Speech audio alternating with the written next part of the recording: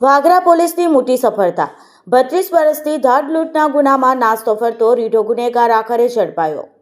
ભરૂચ પોલીસના ઉચ્ચ અધિકારીઓની સૂચના અને માર્ગદર્શન હેઠળ વાગરા પોલીસ સ્ટેશનની ટીમે એક પ્રશંસનીય કામગીરી કરીને છેલ્લા 32 વર્ષથી કાયદાના હાથથી બચીને નાસ્તા ફરતા એક વોન્ટેડ આરોપીને ઝડપી પાડવામાં મોટી સફળતા મેળવી છે।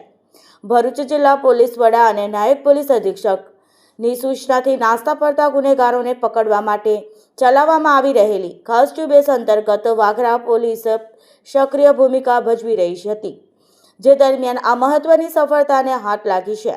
વાગરા પોલીસ સ્ટેશનના ઇન્ચાર્જ પોલીસ ઇન્સ્પેક્ટર આર.બી. કરમાટિયા અને તેમની ટીમને ખાનગી રાહે બાતમી હકીકત મળેલ કે 1994ની અંકલેશ્વર શહેર એ ડિવિઝન પોલીસ સ્ટેશનમાં નોંધાયેલ ધાડ અને લૂંટની ગંભીર ગુનામાં આઈપીસી કલમ 395, 397 તેમજ જીપી એક્ટ કલમ 135માં સામેલ લિસ્ટેડ આરોપી મનસુખ જોખા ઉર્ફે દિત્યા પારગી ઉત્તર પ્રદેશનો હાલ અંકલેશ્વર બસ સ્ટેન્ડ પાસે ઊભો છે।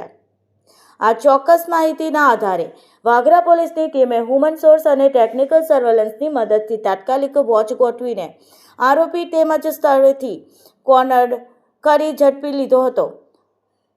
પકડાયેલો આરોપી મૂળ મધ્યપ્રદેશના ઝાબુઆ જિલ્લાના થાડલા તાલુકાના બાલવાસા કાકડવાડી ગામનો રહેવાસી છે અને તેણે છેલ્લે 3 દાયકા કરતાં વધુ સમયથી પોલીસને થાપ આપી રહ્યો હતો।